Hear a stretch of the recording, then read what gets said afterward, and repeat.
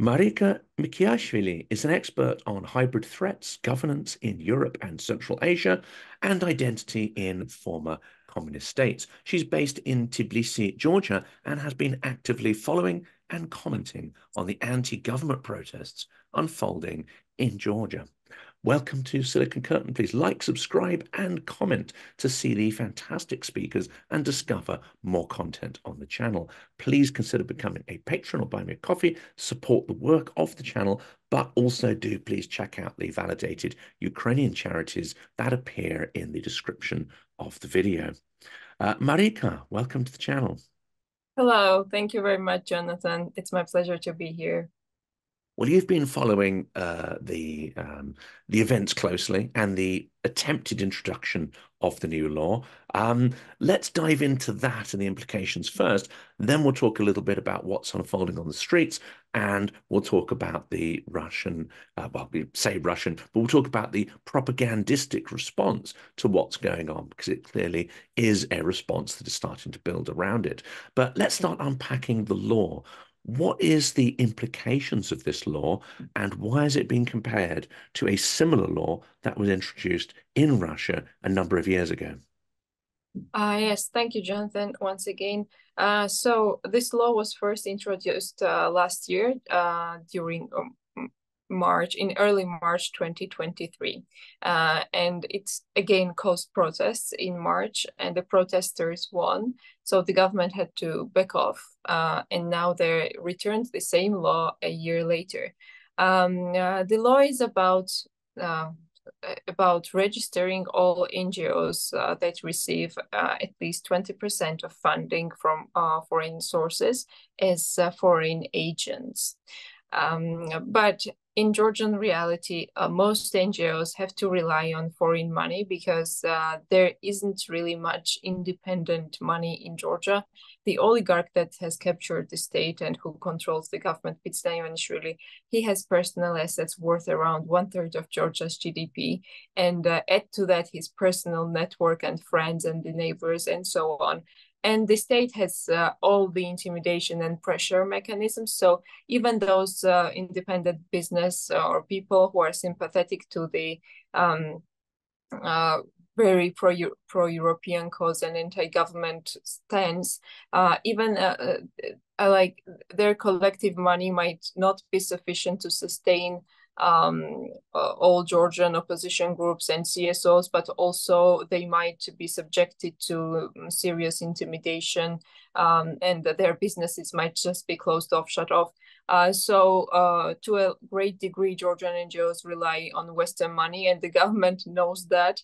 And also, like in Georgia, the West is not seen as a colonizer. The West is seen as something that is ours, where we aspire to be, where we have always aspired to be for centuries. And this word, the foreign agent, in Georgian language, agent means a spy. There is a full equation between these two words. And when they call you a foreign spy, they imply that you are an enemy of the people, because of the Soviet legacy, whenever they called you spy in Soviet Union, they meant you're the enemy of the people. So basically what the government is saying is that everyone who receives Western money is a foreign spy and enemy of the people. And therefore, the West is the enemy, because why would you be the enemy if you are not serving the enemy, right? The range of the NGOs included in this, like implied in this law, is quite excessive. It includes everyone basically, except some sports organizations. So not just those NGOs who are political, let's say, involved in political transparency or corruption fight and exposure of disinformation, but also any NGO that's preoccupied with, I don't know, providing shelters to single mothers or animals. Even they are foreign agents. So the government says that the West is an enemy. Whoever receives Western funding is a foreign agent, and any community work is bad, starting from animal shelters to single mothers and so on. But also, if you in theory, this law is not only about Western money, of course, but in practice, there are not really many Russian-funded organizations, or if there are, they don't follow honest procedural funding, and they usually receive money in cash.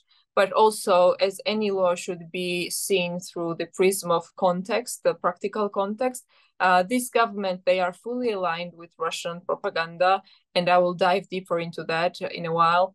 There's been extensive research that they're using pro-Russian violent groups as their proxies. And they're extremely anti-Western in their narrative. Like, it could not be any clearer. They just accused the West of and the United States of 2 revolution attempts in Georgia in the last 3 years, they're saying that the NGOs are a tool in the hands of the West for a bloody coup in Georgia. Yeah, so let's dig into that one. Yeah, I mean, that's interesting. It will not apply. It will not. Sorry, it will not apply to Russian organizations in any way. It's aimed at Western-funded organizations and aimed to convince Georgians that the West is the enemy, and convince part of Georgian population that whoever serves the West is a spy. Yeah, sorry, I interrupted. Not at all. No, this leads to a number of interesting questions. I mean, I'm going to ask one in a minute about the Georgia Dream Party, because they've been in power for a long time, and actually they have been pushing towards EU integration. And actually, Georgia's been making strong advances towards that with the various investment and administrative measures that have smoothed the path, in fact, accelerated the path towards EU entry. It is baffling, and I've seen propaganda actually using this. It's baffling as to why they would suddenly change their minds and introduce a law which is a very distinct block on this EU entry. I mean, it really sort of slows down, if not prevents, these final stages of EU integration taking place. So why would they champion this process and then suddenly start to prevent that happening? Do you have any ideas? Because propaganda is making a really big thing of this illogical behavior. Yes, thank you, Jonathan. That's a really good question.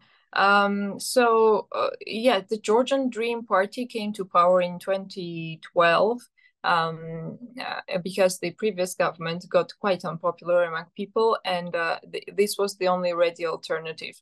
The oligarch President Zelenskyy, who made his billions in Russia, and all of us knew that this person exists and that he does a lot of charity, but nobody knew his face until he entered politics. Suddenly he consolidated a party. He aligned all opposition basically under his umbrella, because, as I said, that government already caused lots of grievances, and there was a big opposition, but the opposition was quite dispersed and not unified. So this person, Ivanishvili, managed to unify everyone, largely thanks to his money and resources. Although they had different stances towards Russia compared to the previous government, UNM, they were still overall positioning as a pro-European party. So I want the audience to know that they were not voted as an anti-European party. It's not that Georgians voted for someone who's not positioning themselves as European. So yes, they were voted as a European party. Russia was not a factor in that. It was just more about calmer relations with Russia. They promised to walk a fine line between like restoring normal relations with Russia and European integration on the other hand. And of course, like people who had just been through a war, it sounded very comfortable for them. But throughout the years, the democratic, liberal, and just pro-Western segments of this grand Georgian Dream coalition, the initial coalition, they began leaving the coalition because they understood that the party was not what it promised to be, was not democratic, and so on. So over the years, they crystallized as a monolithic, some monstrous system who are fully loyal to the oligarch. Those people who had any sort of autonomy and any sort of independence of mind, they have already left the Georgian dream. Yeah. Well, of course, this is the most visible, stark, like departure from the European path, but they have done some things before that didn't really fully align with the European path or democracy, and it's been slowly accumulated. I think because the Georgian society is so pro-Western and pro-EU, around 85% supports European integration consistently, like 80, 85. I don't think it fell below 75 ever, or anyway, it has always been very high. And for that reason, any government in Georgia needs to say that they are aiming for European integration, even if they don't. And even today, while they are accusing the European Union and the United States of staging bloody coup in Georgia, of forcing Georgia to open a second front against Russia, and so on, they still underline that their eventual goal is European Union membership, because they cannot say otherwise. So in a way, the sentiments of the Georgian population have served as the only real checks and balances on the system for a long while. But at the same time, it's kind of helped them mask as well, because even today, some people still do not exclude the possibility that maybe the Georgian dream does want the EU, but they have their own path towards it or something. Yeah, it would be really nice if they could just directly say, no, we don't want the EU, we want Russia, but that's not the case. And yeah, as I said, there have been several instances of very un-European behavior, especially if you saw everything through the prism of accumulation, and if you analyzed everything together. And by the way, when the full-scale war in Ukraine broke out, the Russian invasion full-scale in February 2022, so Ukraine immediately applied for EU membership, then Moldova also did. And Georgian government was saying, oh, we are on our own schedule. We don't plan on applying until 2024. And it took lots of demonstrations in the streets from the people to convince the government to apply at the same time with Moldova and Ukraine. So why wouldn't they apply? Why wouldn't they want it? I'm suppose that they knew that Georgia's candidate status would have more problems than Ukraine and Moldova's, and that's why they wanted to protract the process. So it has not fully been sudden, their departure from the European path. And I want to underline, just for the context, why they stayed in power for so long. So just like in Hungary, we had mixed member representation in the parliament, half proportional, half single mandate majoritarian, which serves serves the biggest party disproportionately. In 2016, the government, they didn't receive even 50% of votes, but they had constitutional majority in the parliament. So this is a really bad system in emerging democracies, emerging independent post-Soviet states. Then there's another factor, the money of Bidzina Ivaniishvili, as I said. And the third factor is the hyper-centralization of the state of Georgia, because basically all the regions are dependencies on Tbilisi. Whatever Tbilisi says, the regions have to say. They don't have any financial autonomy. If you change a light bulb on some installation in some village, you need Tbilisi's approval for that. It's absolutely crazy. It's not talked about that much, but Georgia is a debilitatingly centralized state. And so the centralization, the single party rule because of the bad electoral system, and the money that they have, the unlimited resources, all these three enabled them to capture the state fully, of course. So honestly, in a way, maybe this foreign agents law, the Russian law, I will be referring to it as Russian law, maybe it was in a way rushed, because I think they miscalculated the perceptions in the society. They thought that the society would be more willing to accept this law. So maybe it was rushed in that sense.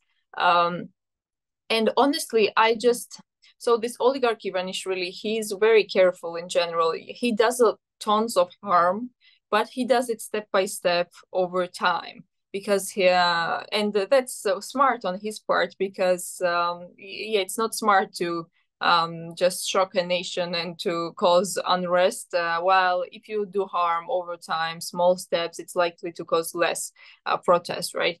So it's, to me, it kind of seemed uncharacteristic of him. At the same time, last year that we adopted the law, Republika Srpska within Bosnia and Herzegovina, and its president, who is pro-Russian and Serb separatist, Dodik, he adopted the same law at the same time. This year, in March, Kyrgyzstan adopted the same law, and in early April, it was back in Georgia on the agenda. So I'm thinking, for many various reasons, including these coincidences, that it's just direct Kremlin initiative and directive.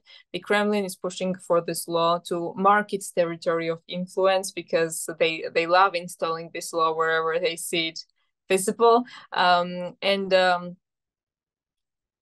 Yeah, I think it's a Kremlin's direct demand for it to be passed at all costs.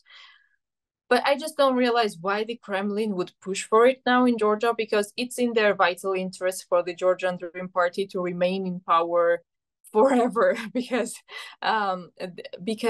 this is their very last government in Georgia. There is absolutely no way that a pro-Russian party single-handedly forms a government anymore ever, because first, we're now to fully proportional representation, and I don't think any party will have 50 plus at any point in nearest future. But also they don't have any political, social, cultural, mental support. I mean, Russians in Georgia, even these guys, they were not voted as Russians, right? So if you just decentralize the state and do some fundamental reforms, it will be impossible for any single party to just capture power. So this is their last government in Georgia, and if they lose Georgia, they are by extension in prolonged time losing the entire South Caucasus, because due to our geographic positioning, it has always been like that. What happened in Georgia happened in the entire South Caucasus in the longer run. Armenia is already drifting away from Russia. So if Georgia is strongly pro-Western and Armenia has a strongly pro-Western neighbor and the connection to Europe through the sea, then Russia will be seriously squeezed out from the region. So it is in their interest to leave the Georgian Dream in power forever, and I don't realize why they would undermine them like that. But I sometimes explain it to myself that simply that Russians are so bad at calculating emotions and attitudes, they thought that Ukrainians would be welcoming them with flowers and they would be easily capturing the entire state of Ukraine. So maybe they're also miscalculating this in Georgia. And in a way, I think with the knowledge they have on Georgians and on Georgian character and on the character of Georgian protests, I think they were quite well equipped to deal with that. I'm absolutely sure that the Kremlin has all nations and all societies really well studied.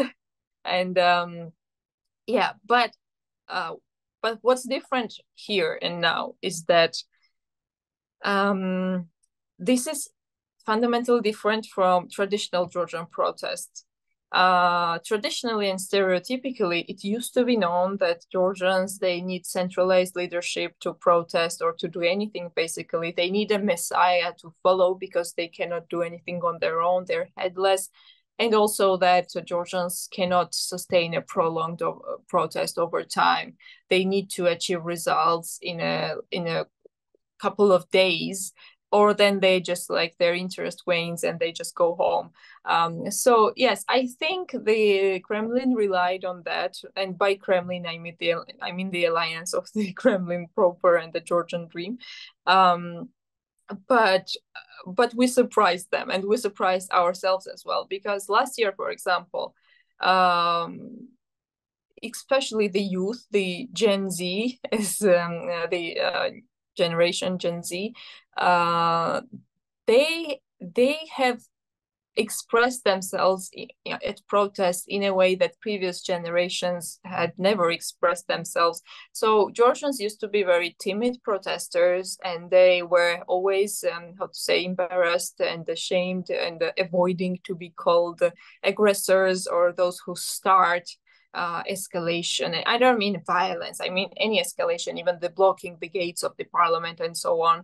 And so yeah, the political norms and social behavior and political behavior of previous generations, it was very well known to the Kremlin, and I think they were equipped to deal with it. But suddenly the Gen Z wouldn't have it, and they were not afraid or ashamed of escalating the protest. And again, I don't mean the violence, I mean just like non-violent escalation. And when the police began dispersing us, the Gen Z gave them a serious punch. Like, they put up barricades, they put up a serious fight against the police. I think even a few Molotovs were thrown, which is an issue of debate in Georgia, whether it's morally and ethically acceptable. But I want to underline that there had been no Molotovs before at any protest in Georgia. So it's characteristically like something new. It takes a lot to bring Georgian to that level to make a Molotov, and it also surprises the government in a way that, oh, they're doing something we're absolutely not expecting from Georgians.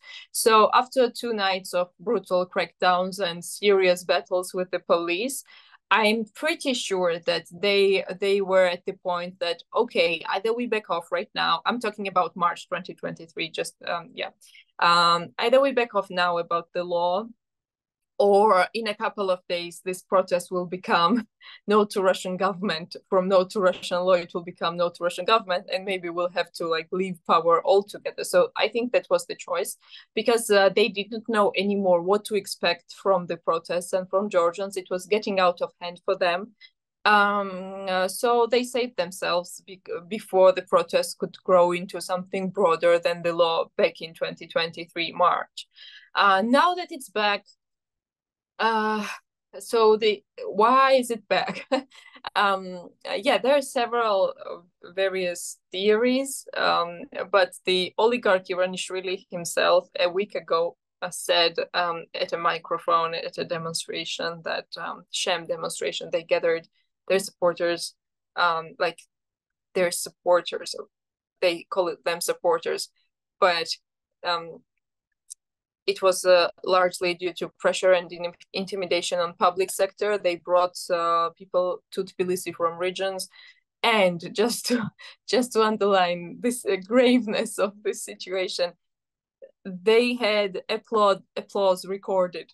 Like there's a video evidence of it. So before, when they were setting up the stage, when the rally hadn't yet begun, they also rehearsed the applause recording several times. So just in case the people they brought there wouldn't applaud, they had it there, you know. So the oligarch, he said that I brought back the law because instead of your energies being focused on the elections, which is in October this year, now you're wasting your energy out in the streets. That's what he said.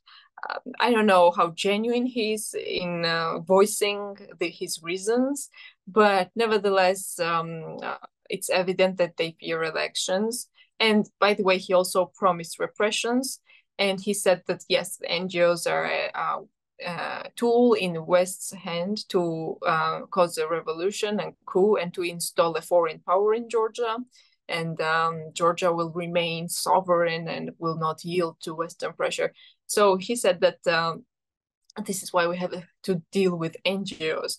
He effectively ended all the transparency propaganda, their own transparency propaganda, because this law is not needed to provide transparency. Transparency is already there. NGO funds are already transparent. And even Georgia's own ombudsman, who's not really from Georgian Dream Party, he says that, like, if you want first of all, the NGOs are already transparent, but if you want further transparency, just add some new regulations to financial codes or something. Do not bring a foreign agents law. This is absolutely unnecessary. So yeah, I forgot what I was getting to.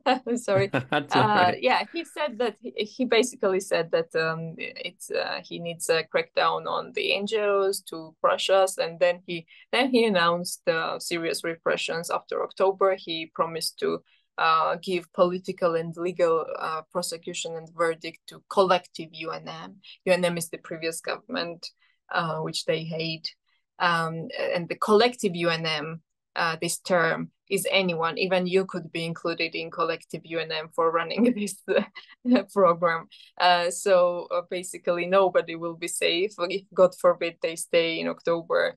And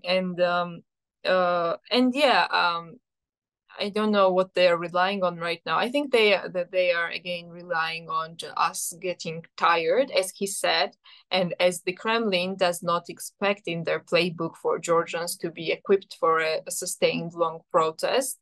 So now we prove to them that unlike stereotypes, we are decentralized and we are self-organized. We proved it also to ourselves and boosted our confidence, and like it's a really amazing feeling to be positively surprised by your own people. But now their only last hope is that we'll get tired. And that's what they're thinking. But again, I think Russians are so bad at calculating public attitudes. I mean, even if the protest wanes throughout the summer because the people holidays and the football championship, we qualified for Euro 2024 for the first time, it will still get triggered anew so many times at so many different occasions, chiefly the elections. Like this vibe, this resistance won't just vanish. They think that it will vanish and we'll just go home, but that's not it. Even if some rallies are attended by just few people, I'm not worried about that anymore because I know that the hundreds of thousands will still explode at targeted dates. Yeah. So it seems there's far more similarities to what happened in Belarus, obviously a number of decades ago, to what's unfolding in places like Hungary. It starts with creeping corruption, doesn't it? And nepotism and a number of people who are able to subvert the system. But at that point, they don't represent a threat to the entire ecosystem. But the similarities are extraordinary. And I think it's telling that you've got this critical election coming up because that makes the timing of the foreign agent law actually make much more sense. And the urgency with which they want to bring it in. If they're going to stay in power forever, at some point, they're probably going to need to falsify elections on a grand scale. And then they're going to need to persecute anybody who is involved in the organic opposition, genuine opposition. Obviously, Moscow doesn't believe in organic opposition. It's you in their eyes, you probably are all agents. You probably are all working on behalf of a foreign power. But you can see the mechanics of this and where it leads. Is this an understanding that every Georgian has? That this isn't just a law unique to Georgia, but it's part of a process of creeping autocracy. It's part of a mechanism that has been introduced and is being introduced in many countries. So if I get the question correct, do Georgians understand that this is a geopolitical issue, right? And where it's going to lead to, is it going to lead to the Belarusification of Georgia in the end of organic politics? Is that the ultimate? Yeah, so Georgians definitely have the feeling that we are entering stage Belarus. We are, especially after October elections, it's scary to see what's next. So yes, we definitely have the feeling that the next step is Belarus and autocracy. However, there are still remaining some people who are thinking that the GD they are silly and they are ineffective and incompetent but they're not brutal and violent. So it's, I think, the most successful myth that the Georgian dream imposed on Georgia is that they're idiots, not evil. Yeah, so you do not expect harm from an incompetent person who's not evil and just like is just struggling with his daily life, you know.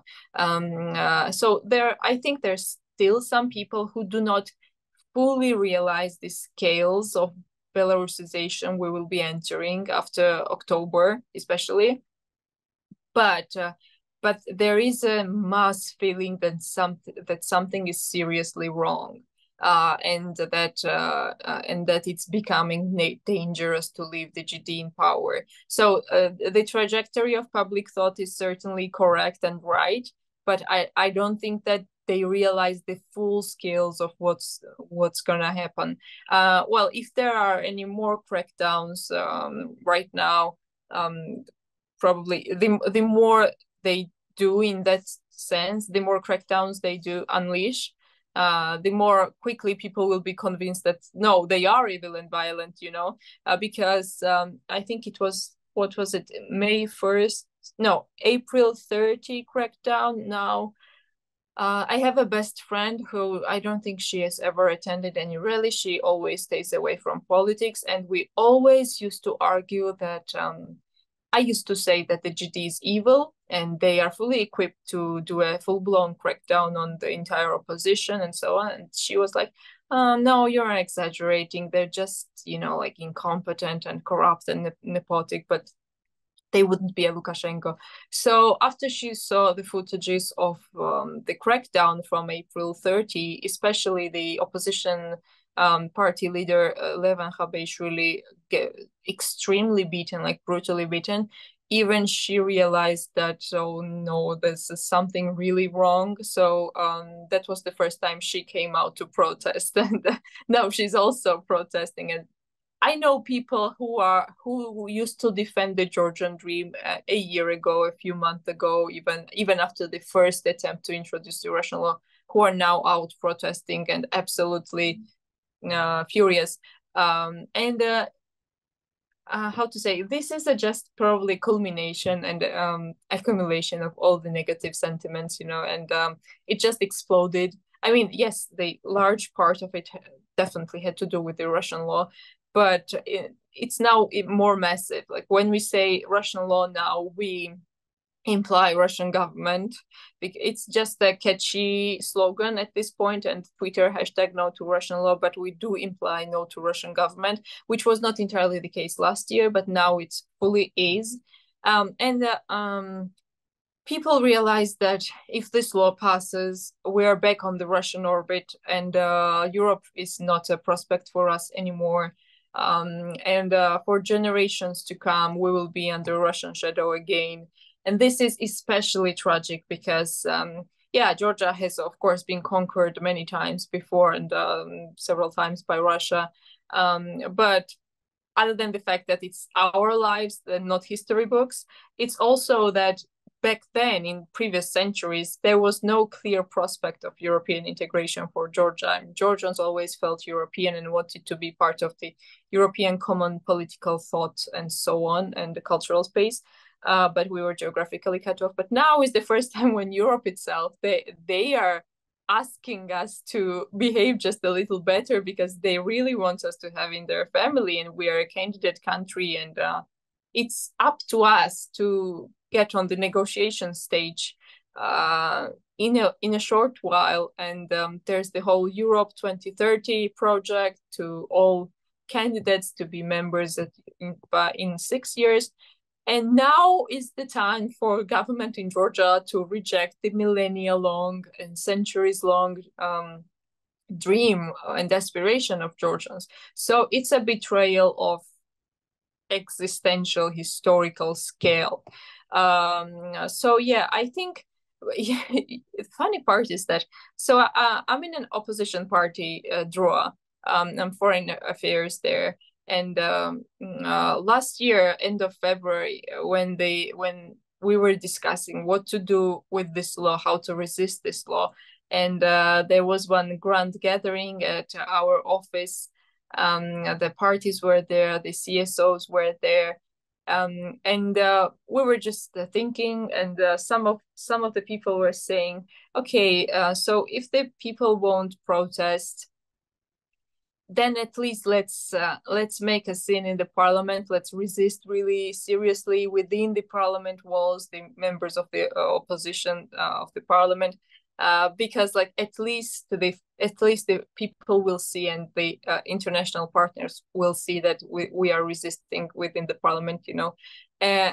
So no one expected this to explode and to become a public issue and identity issue that much. So just days before, we were saying, okay, if people don't protest that much, at least let's do something inside the parliament. And a couple of days later, it was like this wave almost swept the government away. So it was completely unexpected last year. This year, of course, we knew that people would protest, but we are surprising ourselves with the scales, with the persistence, with self-organization and decentralization, for sure. Because, for example, the first 3 days, there were some procedural things at the parliament, and there were 100,000 rallies, if not more. But then the organization team, which is basically a joint team of NGOs and civil society, NGOs and opposition, they said, people, let's save our energy for targeted dates at the parliament procedures. And in a way, we thought that would be that, and we would gather at procedural dates of the parliament. But suddenly the youth, they wouldn't have it. They were like, no, I want to protest. I'm not staying home. So they led protests, and their spontaneous protests blocked roads and in a way paralyzed the city in early April. And we were watching television, like those who didn't even know that protest is happening at that point, with awe. You know, it was just amazing. And so many new things happened. Like the other day, we protested at the Hero Square, which is the critical traffic artery of Tbilisi, and we paralyzed the entire city basically for the entire evening, which is something new. And it's now I'm thinking why we never went to protest at the Hero Square, because the parliament is not really an advantageous geographic area for a protest. It's much more advantageous for the police if need be, and the police knows really well how to organize a crackdown at the parliament area. The Hero Square, on the other hand, is more advantageous to protesters, and it's very effective in terms of like paralyzing the city. So I think that before, there was no protest when public felt that they have the legitimacy to lock roads and not get lashed out by people whom we cause discomfort by blocking the roads. And now it's the first time that we feel like we do have the legitimacy to put maximal pressure on the government.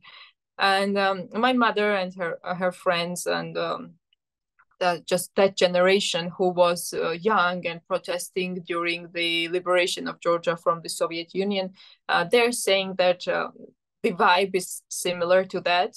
So the only time they felt the similar vibe as today was during the late 80s, when we were struggling for gaining national independence. But they also underline that this is in a way a better vibe, because the Gen Z brings more light-spirited and easygoing attitude and humor, and yes, so on, compared to those times in 80s when attitudes were more how to say tense, and the people were not as personally and individually expressive and free and light-spirited under Soviet Union as they are today. And also back then it had a very centralized leadership and the cult following of leaders. Right now there are no leaders, and some Georgians are afraid of the leaderless process. And of course, in a way, I mean, shortly, soon, political leaders will need to channel this protest and these vibes. But I think specifically this fact that it's a self-sustained movement, spontaneous, that doesn't really, how to say, even we don't know what's happening, even protesters, so many things are spontaneous for us. That is probably the key in defeating the Georgian dream, because this is fundamentally new, and anything can be expected. So, for example, we are now boycotting some businesses who support the government, and some franchises from that businesses, they have like stood against their own parent companies. And so anyway, like this is out of control for the government, and in a way, in a good way, out of control for us as well, because any minute any information can come in which will benefit us, and we're like, oh wow, this is happening. Yeah. Well, my last question here is, if this follows the playbook, the classic Russian playbook, as we've seen in Belarus, as we saw in 2014, of course, they lost control of that situation. But if it follows that pattern, then we will see increasing violence and increasing brutality exercised by the government. We will also start to see signs that they're not acting alone, that as you said earlier, sort of thugs, agents, propagandists may well be injected into the system from Russia, especially if they see the local government not being tough enough or being incompetent, in your words earlier. So that's one question, whether we're starting to see the signs of that and whether this is likely to play out. And the other question of that is, at the same time as that, you're going to see, and already are seeing, certain, let's say, troll outlets starting to spin this as a CIA plot, etc., etc. We know the kind of playbook that they use, and unfortunately, there are still many people who use those kind of narratives in relation to Maidan in 2014 and call it an undemocratic coup by the CIA, despite all the evidence to the contrary. The CIA, I'm sure, would love to have that level of power. They just don't. So what's your prediction here? Are we going to see escalation, and are we going to see the classic Moscow playbook being rolled out? Yeah, in a way, we are expecting more escalation and more crackdown, because we won't be going home, and they will want to try to force us go home, right? So, but this is different from Ukraine 2014 in a way that before Maidan, the Ukrainian society was more split on foreign vector and identity and what to do next, and whether they wanted the European Union or not. So I think in a way, Yanukovych felt that if he gambled, that if he crushed the, let's roughly say, half of society, he would have the backing of the other half or something.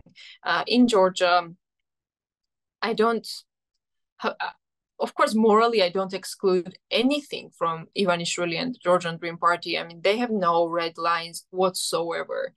But practically, I think that if they start using real bullets, it will be extremely stupid, and that will be their political suicide. Because it's in Georgia, if they do have any remaining legitimacy, it's because they still manage to convince some people that they are not brutal and they are vegetarian, let's say, and that they also want Europe. But if they actually shoot with real bullets, it will be unmasked for real. And it's 85 versus 15 in this society about the European integration. And even that 15, it's not like in Georgia there are people who would, through their own emotions and own desire, would come out in streets and confront the pro-Western movement. There's not really a split in the society on that. The only people who can actually come out in streets and cause any clashes is government organized people, government employed, titushki. Yeah, so there's no actual split within the society. It's only the government and their proxies, paid proxies.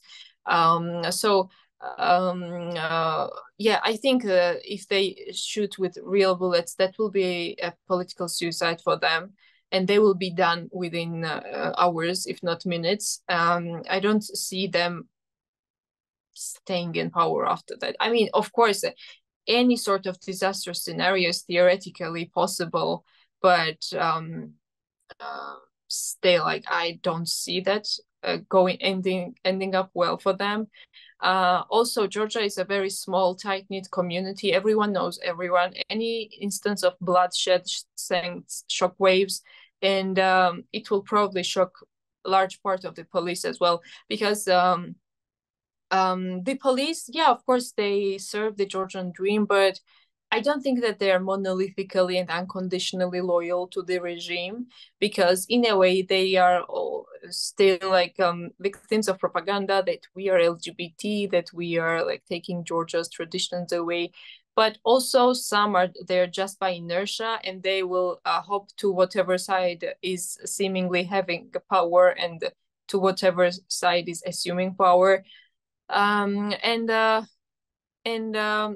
If the GD tries to deploy actual Russians next to them, that's probably not ending well for them, because I don't think that for Georgian security services, fighting alongside Russians against their own youth is going to be acceptable. So there is some hope also in terms of this security composition and security sector. I think if we prove that we are viable in terms of long-term protests and sustained, many will think what to do. So as I said, any scenario is of course possible, but in terms of Georgian security services, not all hope is lost. It's still possible to affect them, and it's extremely problematic, to say the least, to deploy Russian OMON next to Georgians. And also in Georgia, army never gets into politics ever. They stand absolutely far away from politics. But if, God forbid, it gets to that point that it's a total chaos and total brutal violence in the country and so on, I think that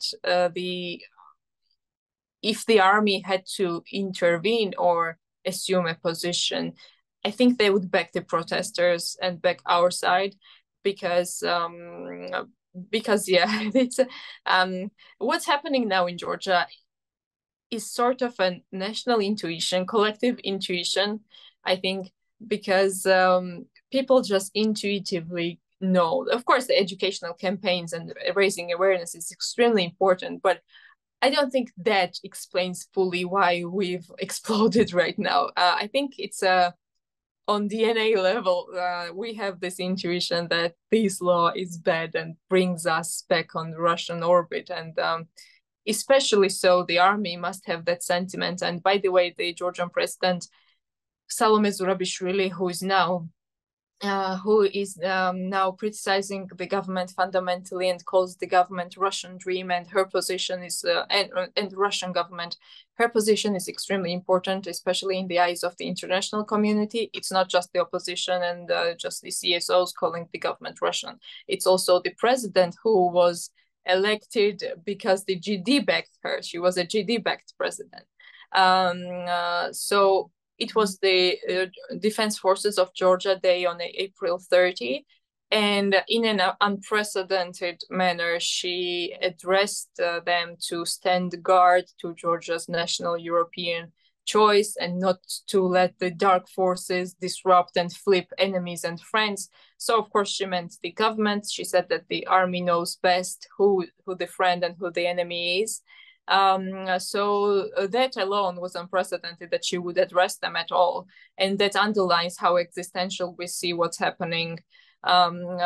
So yeah, I'm just underlining that in terms of security sector, there is still some hope.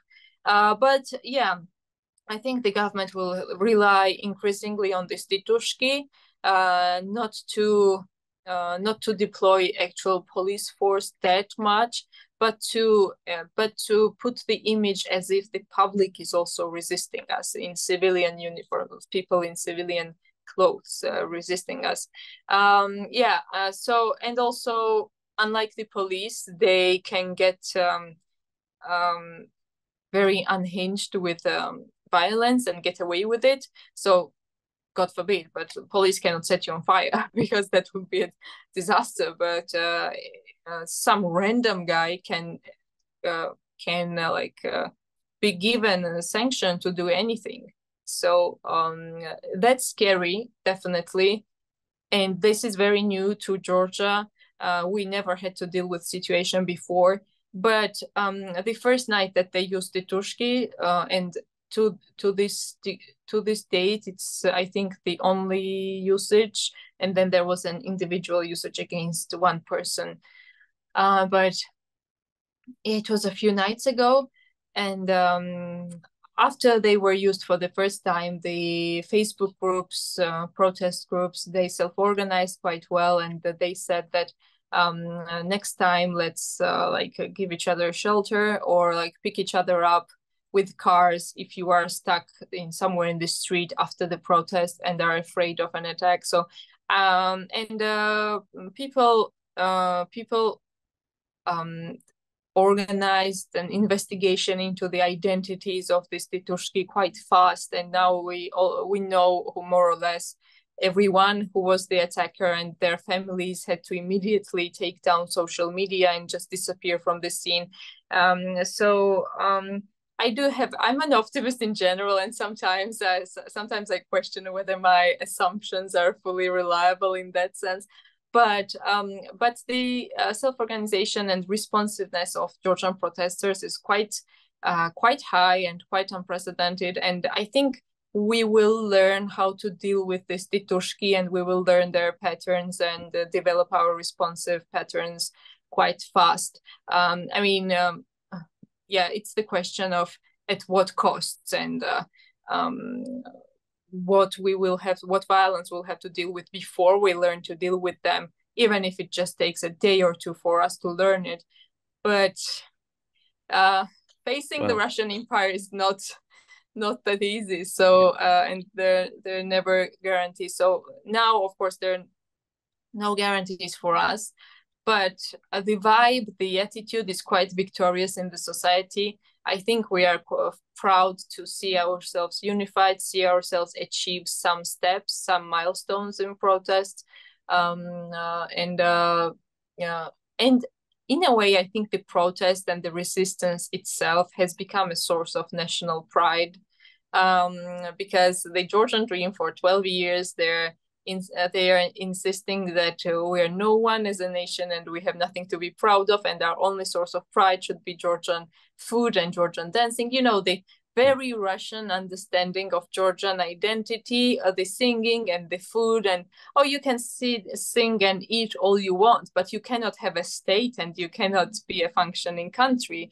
Just be an ethnographic group within Russia. So that's their understanding of patriotism, the Georgian dreams. And for the first time, we see that we are quite a formidable force, and the protest has become, in a good way, trendy, viral. It's become cool. It's become cool to protest, and it's become a source of national pride as well, I think. Yeah. And if it succeeds, it will bring dignity. And I think that's very telling, of course, because Maidan is also called the Revolution of Dignity. But Marika, thank you so much for coming on the channel. You've provided us with so much to think about, so many details. We are going to be following these events as they happen as well. We'll be doing other episodes on Georgia's struggle to resist the orbit of Russia over the coming days and weeks. But I wish you and your generation good luck in remaining free and in building an independent Georgia. Thank you so much. Thank you very much. Thank you, and have a great day.